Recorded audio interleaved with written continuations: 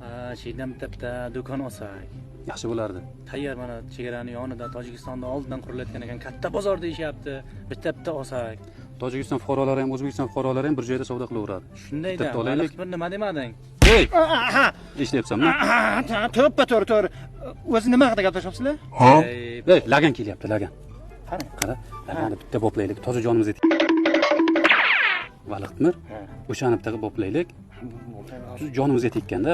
Hozir boplayman. Boplaymaysan sen. Mana? Boplaymaysan. Mana aytibdim, mana ya. Ha, boplaydi hozir. Boplaydi hozir. Shoshma. Lagan kelyapti. Lagandan bir so'rab ko'raylik. Oylik haqida nima bo'lyapti o'zi? Jonimga ham tegib ketdi. Bitta gaplashib ko'raylik. Chaqiring. Ha, senlar nimaga o'tiribsan?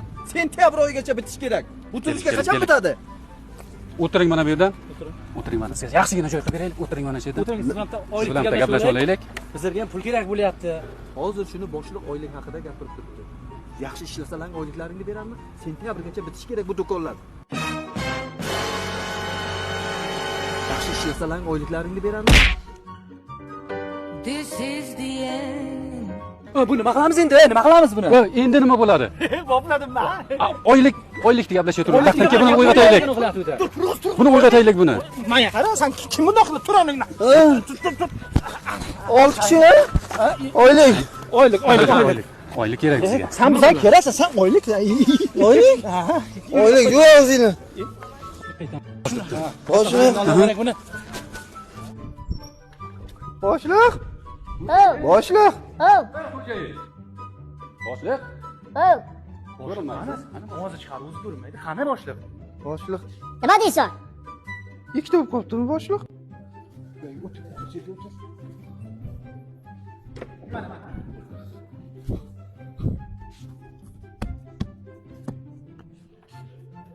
Nima bo'ldi bunga o'zi?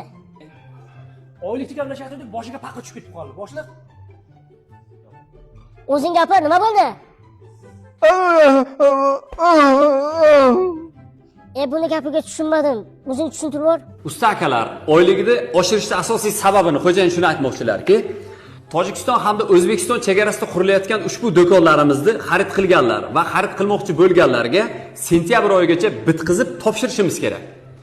Bu yerdan gastitsalar, savdo faoliyatini amalga oshirish do'konlari, hojatxonalar, oshxonalar, avtoturargoh, parkovkalarini xarid qilsangiz bo'ladi. Siz do'kon xarid qilmoqchimisiz? Tezda qo'ng'iroq qiling va do'konlarimiz soni cheklangan, xarid qilishga, yaxshiroq joylarni xarid qilishga ulgurib qolishingiz kerak. Aytgancha, foydali ma'lumotlarni o'tkazib bormaslik uchun bizga obuna bo'lishni unutmang. 21-asr ko'chmas mulk agentligi ishonch bilan qurilgan kelajak.